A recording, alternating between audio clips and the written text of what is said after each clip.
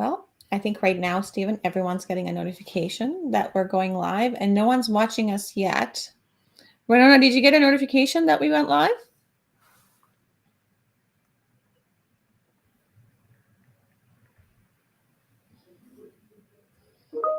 Not yet. I'll go to like the BDT. LinkedIn Live.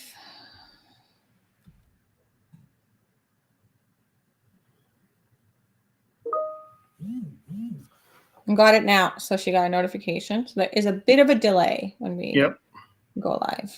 So it's just good to know. And you can see, do you see in here the eyes here, Stephen? The what? In the top left-hand corner, that's how many people are watching us. Okay. But right now there's 0 because no one's got okay, I see, yeah. Okay. So if I go here,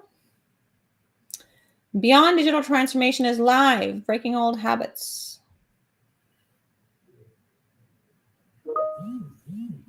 There you go. I see the event on LinkedIn. I see the event on LinkedIn as well.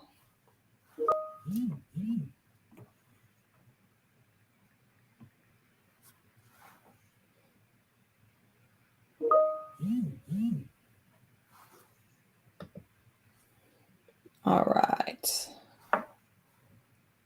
Can you hear us, Renona?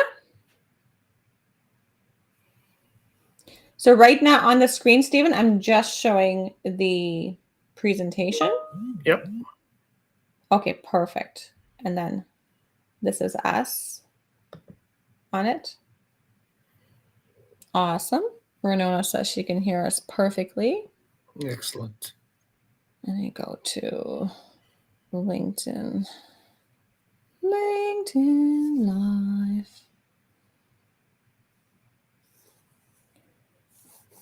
Let me go to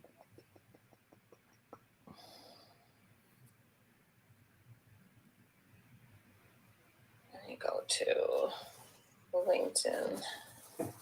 LinkedIn. So there's 10 people on LinkedIn Live, but we're not seeing them on here. 11. So we have people joining us. Excellent. I'm just watching the numbers on my phone here, Stephen. So we have 12. That is a lot of LinkedIn Live participants, because typically LinkedIn Live events are 3 people's stories as we go along. So it's 1:28, everybody. This is Stephen and Neha here, and we will be going live in about 2 minutes exactly. So thank you very much for joining today. What's the temperature right now in Toronto, Stephen? It is about +5 maybe, but it's supposed to go down and start raining. So. Oh, okay. There you go. It's I'm not looking forward to the temperature going down and starting raining, because can't ski otherwise. So that's where we are. So it's about 1:29, and we'll get started in a minute as we go along.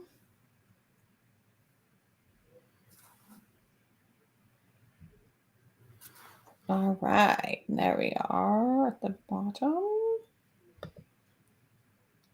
This is our preferred view right now. And then we go from there. So 1:29, people are joining slowly as they trickle in. Oh, Nicole Whittle says we can hear. Awesome, Nicole.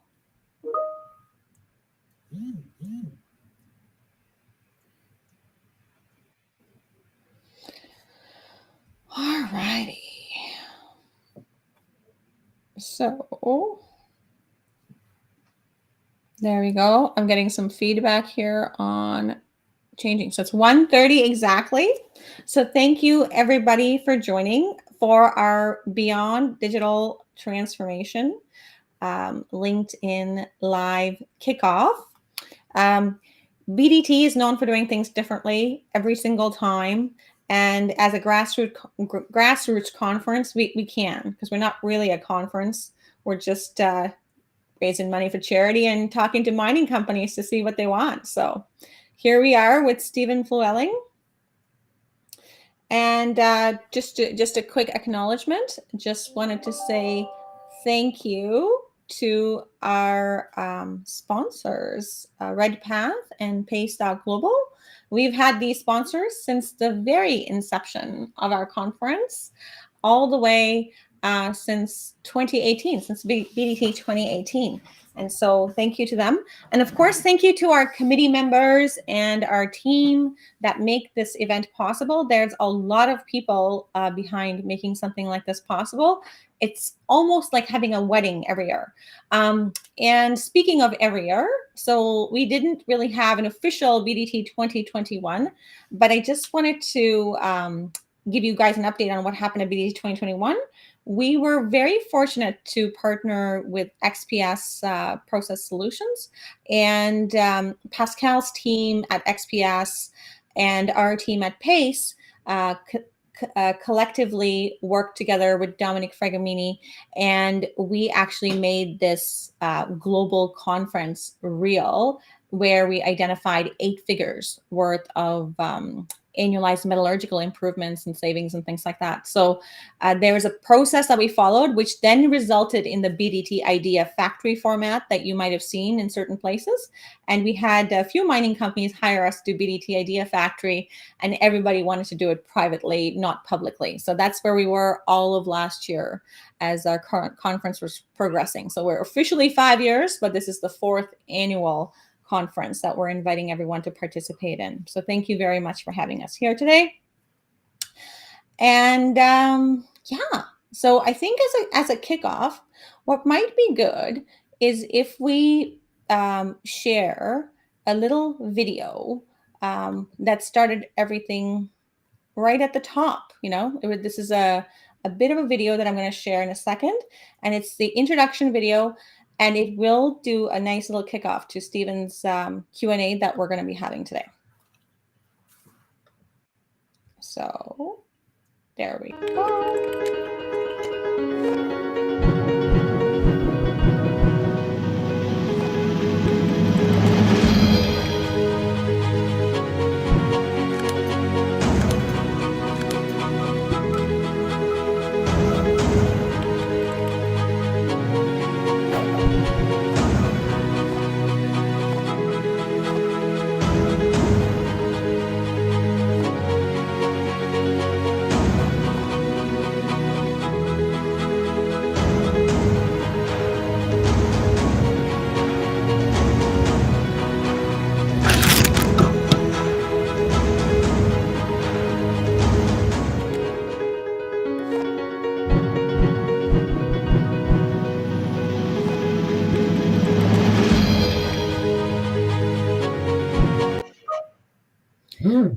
So that was our BDT 2021 kickoff video. It was our BDT 2019 kickoff video.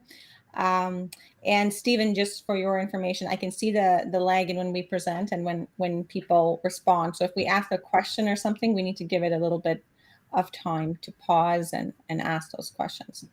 So basically, we like to think of Beyond Digital Transformation as a community and a grassroots movement because we really aren't an official conference. Our income is not dependent on it. We really do donate 100% of our proceeds after expenses to charity every year. And we started because we wanted to bring the mining company perspective to the table.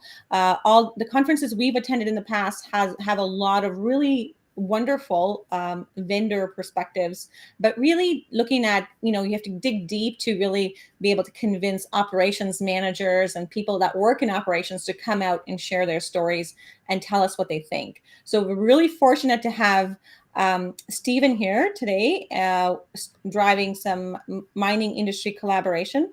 Before I do that, I just want to announce a couple of events that are coming up. In a couple of days from now, Shared Technologies with Nathan, Cheryl, and Jan I'm very excited to be hosted with them to talk more about BDT to the innovation community. So if you guys are a vendor, or you ladies, however you identify yourself, are a vendor in a different industry or in an industry that's already more progressed than mining, and you want to see how you could participate in remote first in mining, we welcome you to attend.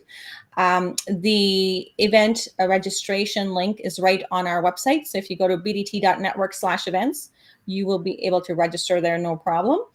And I'm very excited to announce the next, the very first committee kickoff, which is the Connectivity and Communication Committee with Charles, Martin, and Greg. So Aviva is our gold sponsor for that event. Aviva is what makes that event possible. We're going to do about 4 events as we go along.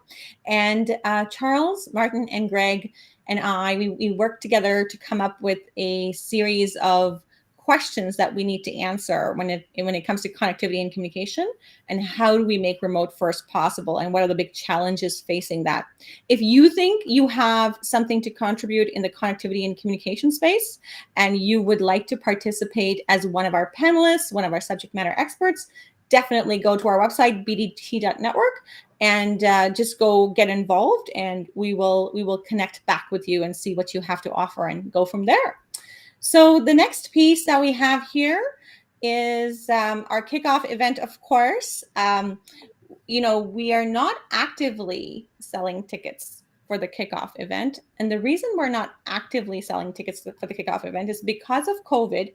We are having the kickoff event in Sudbury, and due to COVID, the restrictions in terms of the event capacity is very restricted. So we actually cannot sell any more tickets. Our sponsors have purchased all of our tickets. They're already spoken for, but capacity limits might increase and we might have a few tickets available. So what we decide to do is to make it fun and get you to participate.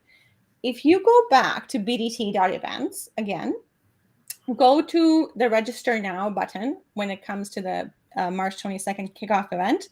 You can place a bid. There's no money right now involved, but you can place a bid for how much you're willing to donate to attend the kickoff event. If you place a bid higher than, I believe it's $200, you also get a guaranteed invite to our secret BDT VIP event that happens the night before, which also has a very, very small guest list. So definitely go tell us how much you're willing to contribute, and if our tickets come available, you'll be on our wait list, and we will prioritize based on price donated. So that's really what we're doing, is we're prioritizing based on price donated for the Sudbury Action Center for Youth. So that's who you're going to be supporting if you will be donating the dollars. And so what I'm going to do is I'm going to just put in a link here in the chat just to give you an idea of what's going on with Sudbury Action Center for Youth. So that's what we're doing in terms of supporting our charity of choice this year. And I think that is it for the initial announcements. Oh, yes, we do have 2 more in-person events coming up, one August 22nd, one in Toronto, December 2nd. The December 2nd event we're hoping is a big, big do. So it's I remember going to the Gold Corp Disrupt Mining event, and I just thought, oh my goodness, wouldn't it be lovely to have something like this? And I don't think it's going to be quite as grand of a scale. We haven't budgeted for it, certainly, but looking forward to doing a big get together this December, hopefully, when we can go back to the old way of being, because I still remember selfies from many, many, many mining events, PDAC, what have you, with where I'm very close to people rather than having to stay socially distanced with the in masks and such. So yeah, so that's pretty much our announcements, and we're going to get in for the main event. Man who needs no announcements for him as all, no introduction, and Stephen Flewelling. How I met Stephen Flewelling and how he ended up being conference chair speaks to the grassroots movement part of BDT. So 5 years ago, I decided to do this BDT conference, and people told me, well, if you want someone to come to a conference, you need a big name. And I said, so who would be the big name in mining technology? And they said, Rick House. So I went to Toronto and I bid on Rick House at the Women in Mining event to get some mentorship time with him. And I actually failed that bid, but I did I did win big with Shared International because I got a mentor from there, and Rick House anyways supported me and agreed to be my honorary conference chair that year. I went back to Toronto this December, and I just mentioned the remote first theme to Stephen. And guess what? Here Stephen is, because he took it away. Like I knew that remote first is supposed to be a thing. I know the reasons. I have ideas of reasons that want to go that way, but Stephen really has through and through the real intent of why go remote first, why talk about it in mining at all, right? So without further ado, I am going to ask this is going to be a Q&A type format. I'm seeing the chats come through. Like Craig talked about the temperature in Sudbury being minus 27 degrees. And so whether you're watching this event live right now, which we really appreciate and we're very grateful for you being here, or if you're watching a recording later, definitely send in questions anyways, because, Stephen always is very curious about the types of questions that are coming in. So let's get started. And here are some initial questions as we get kicked off. So the very first question, Stephen, is what's the point of this conference, as we call it, right? So why even bother doing it? Yeah, I think that's a great question. Yeah, this is the first one, another one of a series. I think we're in an evolution of both the technology, but more importantly, thinking about maybe why this evolution is important, and maybe thinking about more about how it's going to be important and how it's going to be important to people.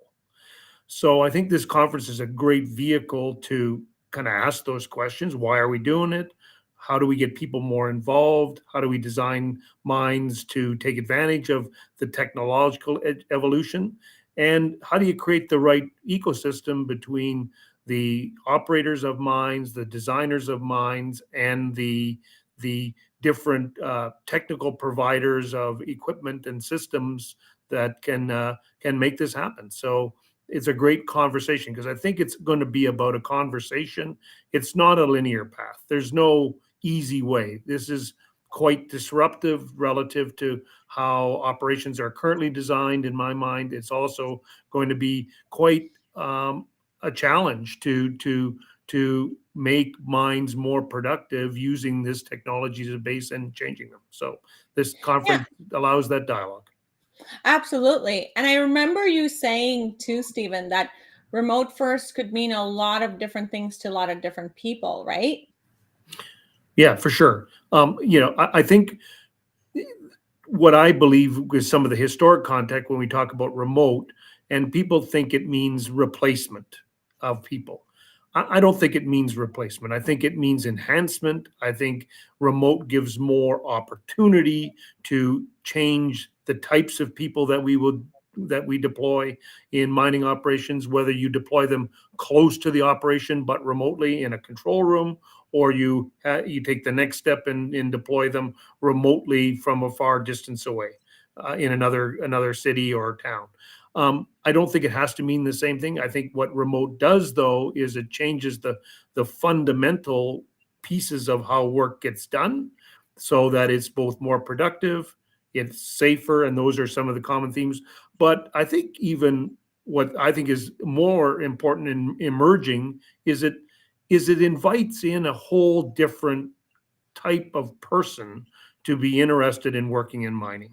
And I think that has the potential to change mining from it's both what people perceive it is as a low tech industry, which in my view it isn't, but even a much more advanced, exciting business that people will want to be part of.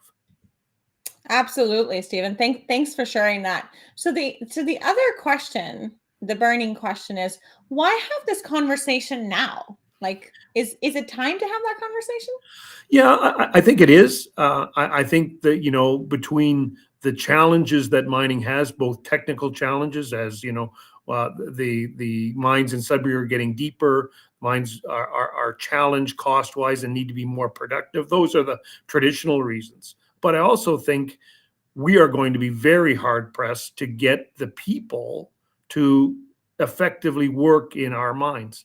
And I think this is a great opportunity to start to pivot it based upon technologies that are much more robust than they were 20 years ago when this perspective began, and start to orient the from a technological management system to a more holistic system around what's the role of the people, how do you get different people, how do you get different roles, and make it more people focused rather than technical focused.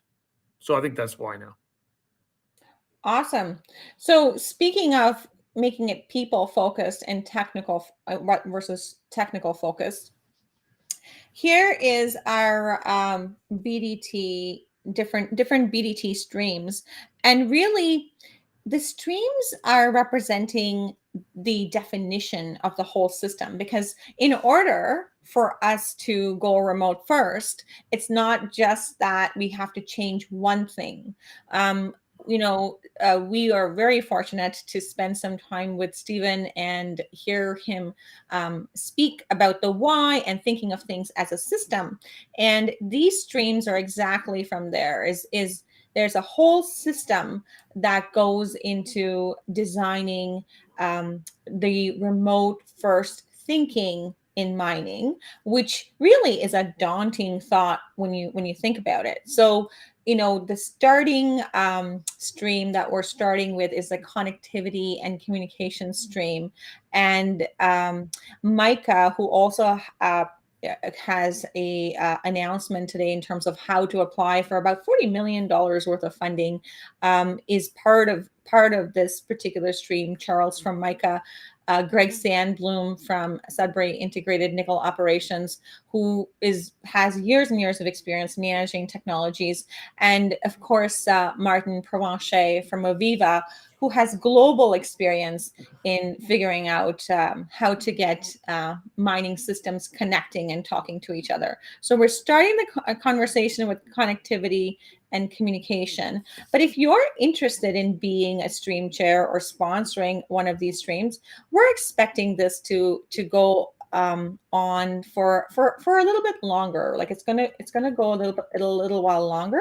So I'm just gonna drop a little Calendly link there to say definitely connect with me, and would be happy to have a conversation in terms of the commitment to be a stream chair. The most important thing that we need in stream chairs is a real interest in the particular stream. So that's the most enthusiasm is the most important thing we need at the table. So these are the different streams. If you go to our website, you'll see them there as well. And definitely would love to see you guys get involved. So another question that's come up, and this is my favorite question, and it's written the way it's written because we are in the mining sector. So 100 times we go to a mine site, Stephen, and oftentimes the mine manager is asking when we do change management activities or what have you, is the juice really worth the squeeze? So like, is it really worth it to go remote? Like that's a little bit of a tough question. And I'm just going to put that question out to everybody that's on LinkedIn Live right now with us. Is the juice really worth the squeeze? Like, how do you justify the ROI for it? Well, I think that's one of the fundamental questions. Obviously, is the effort worth the benefit? And I think if you look at it in a more holistic way, and you think about how a mine is going to run in the future, not just what the increment is, I think the answer becomes yes. The challenge is how, and so in where there was issues when you had technology that wasn't either applicable or robust enough, the system failed early. So I think that's the first test in any time you're thinking about changing a system to make it more productive, is that if it doesn't have the right foundation of technical opportunity, the answer is probably no. And then you say, what do we have to do to make the change, that to the culture? And the culture is the combination of management's receptiveness to change, uh, management's ability to change, and then the energizing of people to want to make the change. So I think if you look at why you got to be on for a significant people change in order to make it worth it. And I think there's going to have to be significantly more work on the people side of things to actually make the juice worth the squeeze. Absolutely. And while we get into the other questions, I have the invitation here to the people on LinkedIn Live, because I do realize the LinkedIn Live feed is a little bit slower than the speed at which we're progressing, Stephen. So the questions that come in might come in a little bit staggered as they come through. So definitely, please ask your questions in terms of, or provide your input. Like, this is the opportunity for you to really share your subject matter expertise, right? If you have something to share in terms of ROI, what are we going to think about for remote first? Because we see at the end of the year, we're going to have some solid data from a lot of different perspectives on how do we come up with those parameters, like those questions that we're asking. How do we come up with the parameters for determining value to an operation to go remote first, right? That ROI piece has been a big problem to solve, even with Global Mining Guidelines Group when they did all their surveys with all the mining companies. That's a big thing. Is ROI is important, because if it ain't broken, Stephen, why would we fix it? Well, I think you have to think about, this is a business built on people. You've got to be able to get the people, or you have no ROI. So and I think that we have to try and evolve that it broadens the business to be attractive to a broader set of people. And therefore, you can't have much ROI if you have no revenue. And if you have no revenue because you have no mind, because you can't get the right people to operate it and be part of it. So I think there's an evolution in mining that maybe we have to think about, what is a more attractive foundation of the type and approach to the work, so that we're much more popular for people that want to work for us, rather than they don't have a choice, whether that because of their locale or what their background is. And I think the world's going to be very competitive for good people going forward.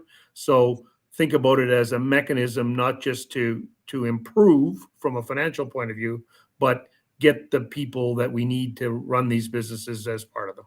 So I think that's a broader thinking around, rather than just the traditional terms of ROI, which is versus some baseline that you already have in place.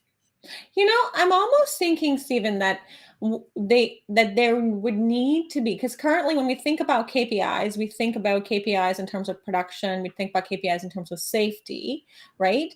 I think there and in human resources, we think about KPIs in terms of retention, but I think that there almost is a new formulation of KPIs you would need to know from a long-term sustainability perspective. Because what I'm hearing you say, almost like in the undertones, is, it may not be like it may not be like financially attractive to go remote first and to design the jobs in that way right now, but it governs your long-term stability of your business, your longevity of the business. If you design jobs that people want to stay in and people want to keep, and you can keep them happy, right? Then you are that much more competitive into the future. So I think that's the key word. It's competitive. It's not just return. We have a more fundamentally competitive business. You look at what the service industry is going to go through because of COVID-19. The days that we have to adapt to the work at home, which, work at home is a type of remote first work, right? But in a much easier setting, given that the actual work is not that much different. But I think people have choice, and if you want to be competitive in that choice, and enhance your competitiveness, I think this is a great way to think about how to design to be more attractive, not just designed to be, at least on paper, more financially competitive. Yeah. It's only That's one dimension. that's awesome. Yeah. How to be more attractive versus financially competitive. I'm just going to put a plug in here for Anthony Downs, who is one of our stream co-chairs for the People and Partnerships stream, and his new role where he's thinking about designing for, what does Valley look like 40 years out, and this is a really good little thought in terms of 40 years from now, what's going to matter? It's going to matter that you are able to be that attractive employer of choice who can retain and engage and keep their people happy, whether it's working from home or however else. The remote first is really the answer, the people answer to the question, is what I'm hearing you say. Yeah, so the remote first is more of a mindset orientation to focus on, looking at it from the end forward rather than from where we are today out. So it's, what does it take? What does it take in all the elements to get our thinking evolved to that we want to do this because it's the right solution to make a robust, attractive business, and change the orientation and move a little bit away from the incrementalism that we have with respect to how we do it today, because it's comfortable and easier, right? If you just do a little bit of incremental stuff on top, right? Absolutely, absolutely. It's really disrupting the way we think, right? At Yeah. the end of the day. And that's got to be management led. So, Oh, for sure. And that, I and think that's where the culture piece comes in, right? Like yeah, it's if your management is resisting it right at the beginning, if your vision is not aligned and it's not clarified why you're doing this, you're just not going to move forward. And I think that I'm excited to hear like companies like Valley who are thinking 40 years out, like what does that look like? Like that is a long-term vision if you think about that, or maybe it's not 40 years out. Sorry, it's 2040 is the vision. So I apologize if I misspoke there. So the next question, of course, is you know, what do we need to do to get the culture ready? So we talked about the management culture, and but like what do we need to do? Like how do we know if the management culture is ready or not? And definitely everyone that's watching, please pipe in terms of your opinions, in terms of what you think we need to do to get the management culture ready, because this is very much a collaborative conversation. Even though we're not putting out polls and surveys today, we have the ability to, and we certainly can. We're really looking to spark this conversation about remote first. So, Stephen, tell us, what do you think that we need to do to get the culture ready to go? well, we led with the discussion around management. So without the right management culture, and what does that mean? First of all, it means that management recognizes that it's a business imperative to evolve and change how things are done. And whether or not that is on, meets the right ORI, but must take it that it's a requirement. So if it's a requirement, then you say, what does management, including not just top management, but right down through the supervisory chain, is willing to make changes that are, I guess, more aggressive than they've traditionally been. So unless you're willing to make those changes, a cautious approach is probably going to be very challenging in my view. Then, is the workforce ready and culturally ready? Are they willing to do the work in the way that we want to in the future? I think there will be some challenges. One term I use in describing the last 50 years of mining, particularly underground, is the establishment of what I call an artisan culture. And an artisan culture is empowering people, but they are empowered to do things a lot the way they want to do it rather than in a common knit system.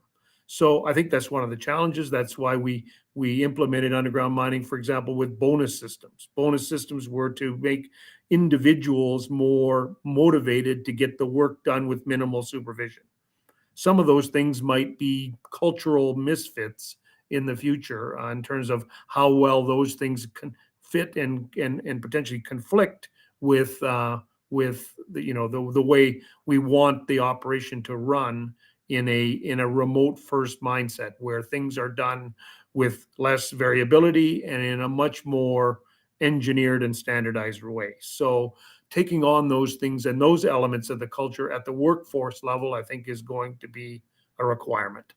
And then there's the culture of people wanting to work in the business and that they want to be here, that they want to make a difference, and that we're relying on them to make a difference and want to participate in a modern evolution of mining. So I think those are the key cultural aspects. Awesome. So I'm curious. So I we just got a comment here in the chat. Oh, sorry, Stephen, I got you. I took you off off the No screen. problem. Our keynote. So we just had a comment here in the chat. Can you read that? It's like, Priya Maloney is working on health and wellness in the mining industry, and oh, Milan is here as well. So let's go with Priya's comment. Um, it's really all about the story that's meaningful to the worker, right? So how do you imagine introducing the culture of change for the workforce? How will it impact the mindset of the traditional workforce that has worked in the industry for generations? That's a really good point that Priya makes, because I have personally seen that where we've tried to bring in a remote first culture at certain organizations, and we really have had folks, and these are in remote sites, go, well, I kind of just want to be at site. Like, that's a really great question that Priya brought up. So what would you say to that, Stephen? That's kind of a hot seat question for you. Well, first of all, remote first, depending on the operation, doesn't mean remote from the site. Remote first, I think, means the work's not done in the same way. So that's number one. So whether you're remote from the site, because that's appropriate for the combination of constraints that the operation has, whether those be technical or people, I think you can still take advantage of the remote first mindset to change how the work's done. So it doesn't have to mean that, in my mind. It's an opportunity, but I think it allows us to think about where the work can be done, but more so how it's done, and give people who work in the industry a pathway to be part of how it's going to be done in the future. They're going to have to buy into, and it's going to be lots of work to get people to buy into that change is required. And for certain operations, whether they be extremely profitable, have a shorter life, they may have a very light program with respect to adopting some approach like this. Operations that are more technically challenged, more operationally challenged, they're going to be more motivated. So I think each site's going to have to look at it. What does it mean to them? But still try and adopt a mindset of picking the right spots for that orientation and that approach. Absolutely, Stephen. And here's a comment from Milan Hurst, out in Raglan, and just a shout out to you, Milan, because you've been such a great supporter of BDT and giving of your time in the BDT Idea Factory series as well. So thank you for participating. So he says, you need to get motivated to improve safety in higher risk zones. For example, bolting process, face marking, real-time location in case of ground fault fire, collision avoidance. A lot of technology pieces here, Milan, that you're referring to. And really interesting segue into a series of questions that Stephen and I have been going back and forth on, because we really think at this point the technology is ready. I don't know about you, Milan, but we really think the technology is right, Stephen? Yeah, Like it's way more robust than it's been. Yeah. So it's that allows the evolution of the conversation to other factors as the focus rather than just, is it technologically possible? absolutely. And so the on a different note, Milan also makes a point around the development and design piece, where we said, you need to make the mining extraction process more as a continuous process and work 24 hours without blasting gas evacuation or staff restrictions. So that's another big thing in terms of getting the culture ready. So, is do you have anything to add to that, Stephen? Yeah, Before I think those are elements of what a remote first mindset will. That's some of the payback, right? You increase the efficiency of the business because Yeah. it produces revenue in a greater percentage of time versus it does right now. So absolutely, but I don't think it has to be absolute. Okay, it's an evolution that you can look at different elements, unit processes, and make them maybe less complexly remote first without having to change everything all at once. And so is it a continuum towards more continuous? Yes. Is it work more time per day? Yes. Does it have to be truly 100% continuous or work 24 hours? Maybe not, but those are Yeah. all there's a huge opportunity from where we are today to 24 hours. Huge. Absolutely. And I think the key there is iterative change, right? So if you're an existing mining operation, how do you get going on iterative change instead of ongoing change and things like that? So Girish Farkar, I've been chatting with Girish lately, and he's talking about while remote first is being discussed, explored, a few countries like Iceland are already moving towards a 4 day a week, including Dubai. Yeah, that's a good point. UAE, who now have a 4.5 day week. How does all of this come into play? Remote and shorter week, is that what we're looking at here potentially, Stephen? I think it depends on the culture of the place. Doesn't have to be. The remote means just how the work is designed. How many days the individuals work in the design system is going to be, kind of country or location specific, whatever. I think that's going to be an issue of social appropriateness, if you want to call it, and what does it take to get people? So That's a good point. in certain cultures, working 4 days a week is going to be part of the equation to get people and make it attractive to them. But it's about making the work more continuous, whether or not the people work 5 days or 4 days or 6 days a week. Done. Mhm. It's about changing how the work's done. So that really doesn't matter in my view. Yeah, my perception on that is like that is another reason someone would welcome remote first, right? Yes. Is if you were, because that the point that Milan made a little bit earlier in terms of the continuous operation, right? Is really around if you are less dependent on people being there, so blast clearing is not a problem. Those kinds of things are not a problem, and you can truly get a full utilization of your asset where it is, and you may actually enhance the quality of life for the individuals working on that asset, whether they live close or they live far or what have you. But remote first is certainly not about being far away. It's all about about whatever makes best sense to the mining organization in general. I think that was a very exciting conversation, Stephen. I'm just going to continue on with a couple more slides, and because the lag is significant between when we're doing our live presentation and what's showing up on LinkedIn, because we're just learning about this whole LinkedIn live stuff. So we're probably not going to pause too long. I'm just going to encourage you right now to add in your questions as soon as you can, because there is a significant lag between when we are going live and when I see something on the LinkedIn live. So I just wanted everybody to be aware of that lag. It's about a minute, which when you're live is a very long time. So the next piece here is a call out for stream coaches. So if you're interested in any of our streams, and I'll put my streams back up on the screen actually.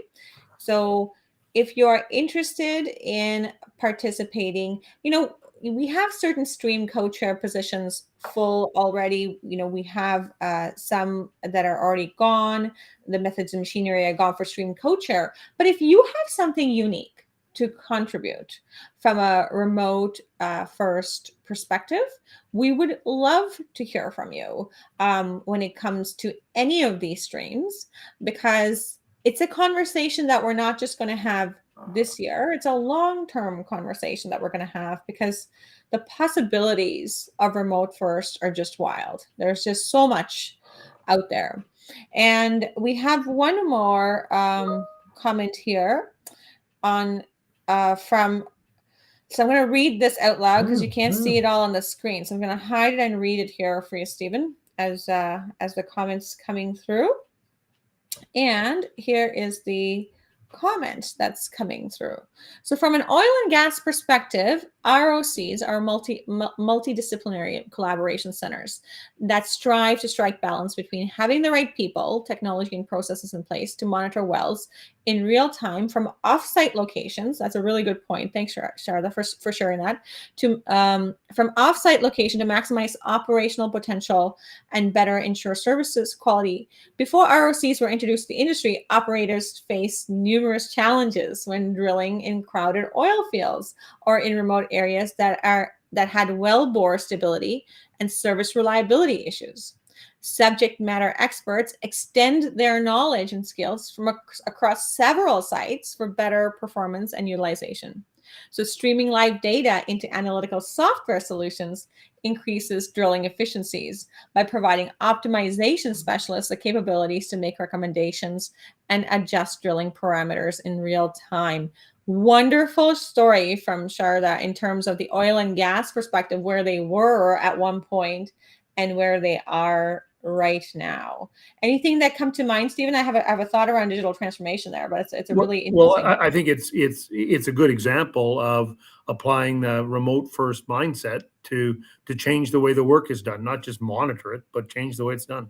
And so and a number of tools that are useful in driving that vision and approach forward. So Absolutely. I think the one thing from Sharda's point that I just wanted to put out there is, our conference title is called Beyond Digital Transformation. And when we say beyond digital transformation, digital transformation is in the name. So we're saying, well, it's not just digital transformation, it's beyond digital transformation.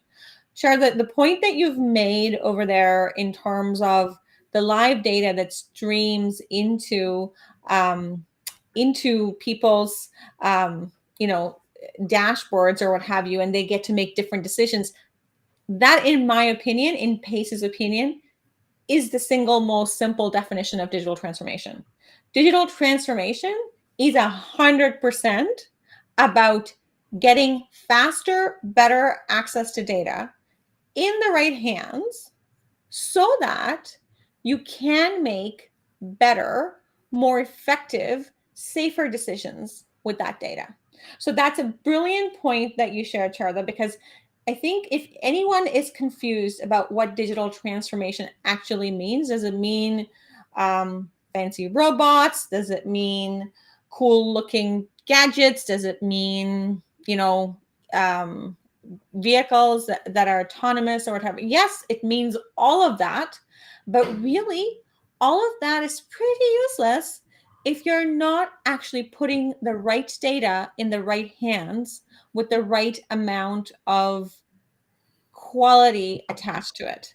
So that point that you just put there, Sharda, is a really, really great point. It's been a lovely conversation today, Stephen. This has been just so great to have everybody here. Participate. You've had a really active audience.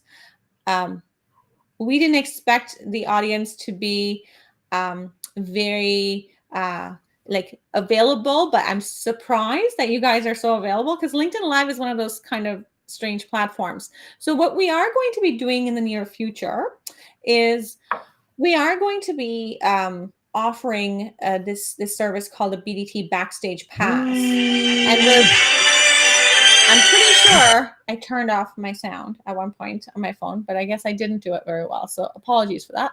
It's in airplane mode now. So what we are going to be doing is we're going to be introducing the BDT Backstage Pass. And the Backstage Pass is going to give us access into unique insights that we're going to be getting out of the various events. It's going to give us advanced networking opportunities and things like that. I think we're trying to find a platform where we're able to connect more meaningfully with our audience, and that when our audience shows up in a synchronous or an asynchronous fashion, you can do the surveys, you can provide your input, whether you are available for the event time or date or not. So we're working on putting something like that together. We're working in collaboration with House Space to make that happen. So I will be announcing the BDT Backstage Pass once the team has a chance to catch up to the vision that we've set out there. So in the next couple meetings, you would see a special announcement for that. Not much is going to change. You can still watch the events for free on LinkedIn. You don't have to go to the backstage. But if you wanted more meaningful participation and you have something more to add from your unique perspective, we would love to hear from you. So I have one last question, Stephen, before I call a close on this particular one. I'm just going to go to that last question. And the last question is from Girish again. How do you suggest that any company compensate those who cannot work remote, i.e. factory production operations? Should they get any bonus? Also, if most of us work remotely, how will the city or province compensate for running the infrastructure costs? So maybe that's and I can see why Girish is asking the question, but I think, Stephen, I know your answer already, so go right ahead. Yeah. So again, it's remote doesn't mean far away or different place, for one. Okay. Yeah. Remote means doing the work. It could be a couple 100 meters away. Okay. It could be on surface. It could be in another town. So depending on the work, remote doesn't mean, it means making the work more productive through more continuous operation, through longer term, to avoid some of the variability and the interruptions that we get. So it doesn't mean that. However, where it does become more remote and in different location, businesses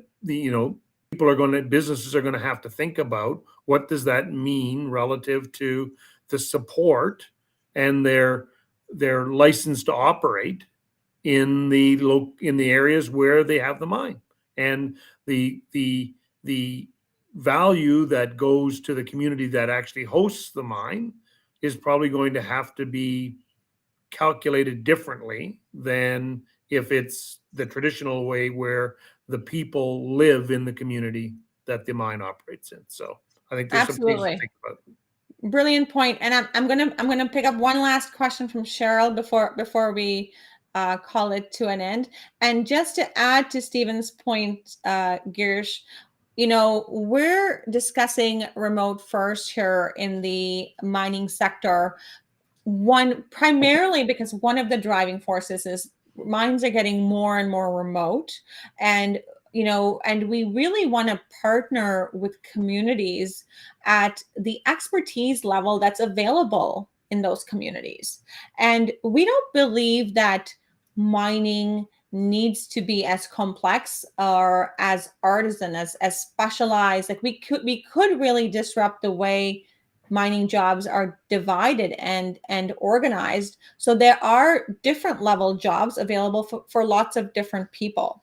So those are some Oh, so those are some points, but there's a related question here before I go to your Cheryl, from James Keenan, and he says, "Why focus on remote work as opposed to automated work?"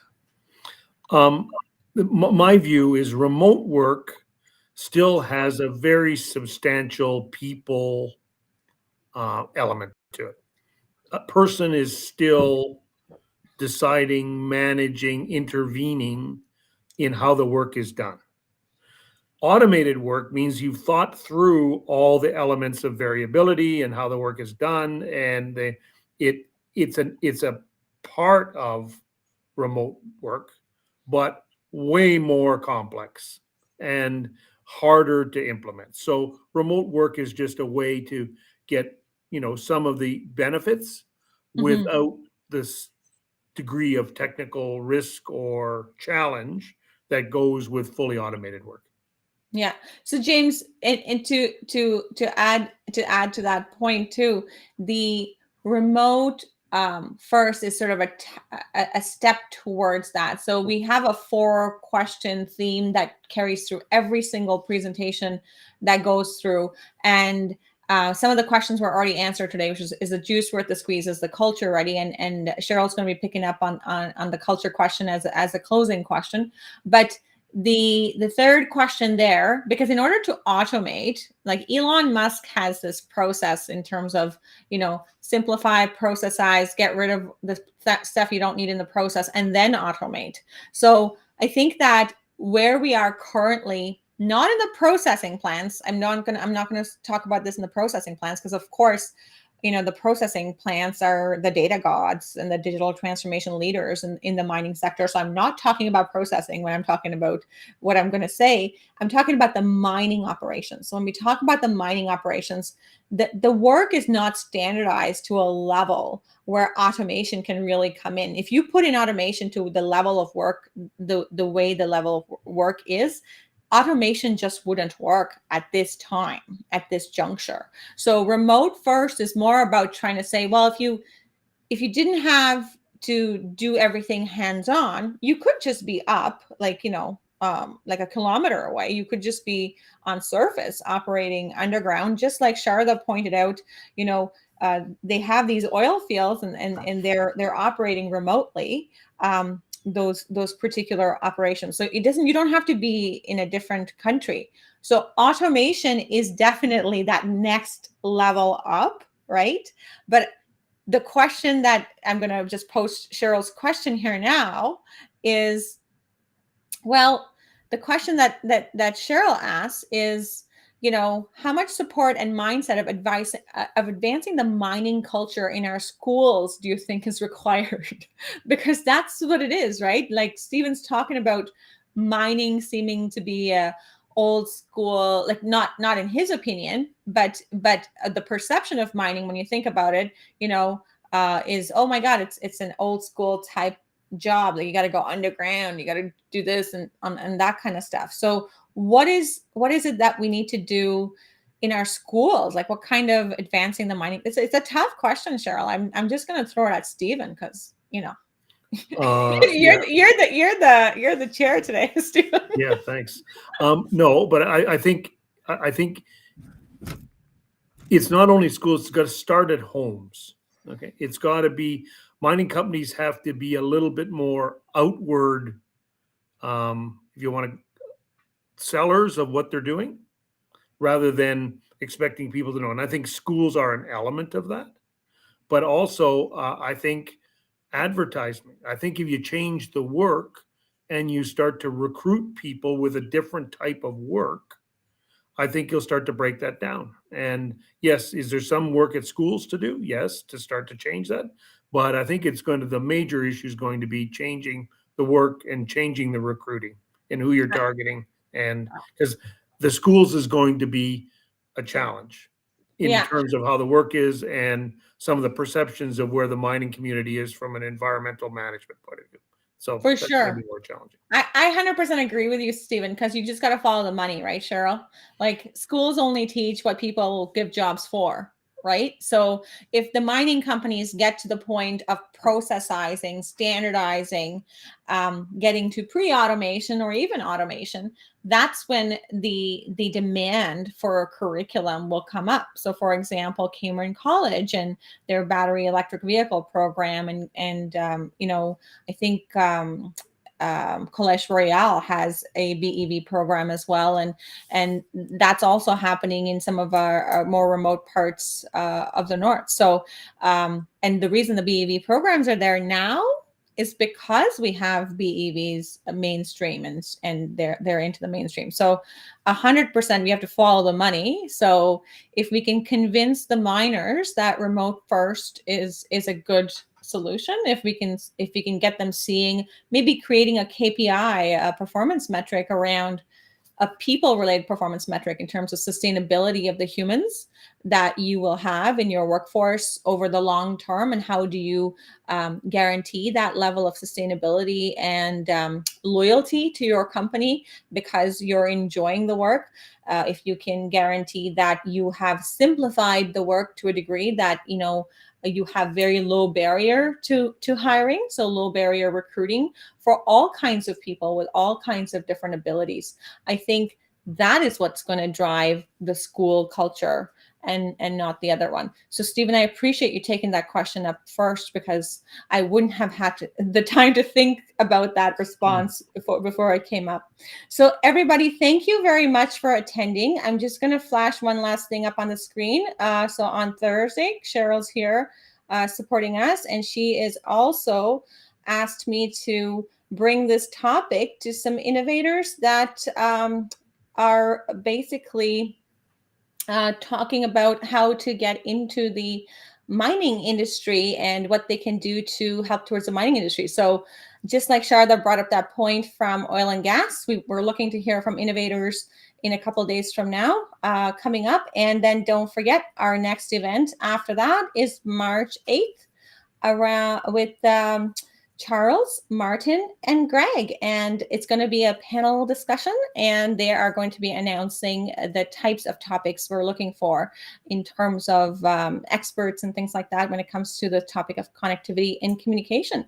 So that's it for us today. Stephen, any last words before? Just glad to be part of a group of people who want to change things and make the mining industry a better place, not just a better place for as a business, but as a place for people to work, and it's an exciting opportunity. Thank you so much. That's awesome. Thanks, Stephen. And Nathan just put in the registration for the next event here. So thank you, everybody. Have a great afternoon. Take care. Bye-bye.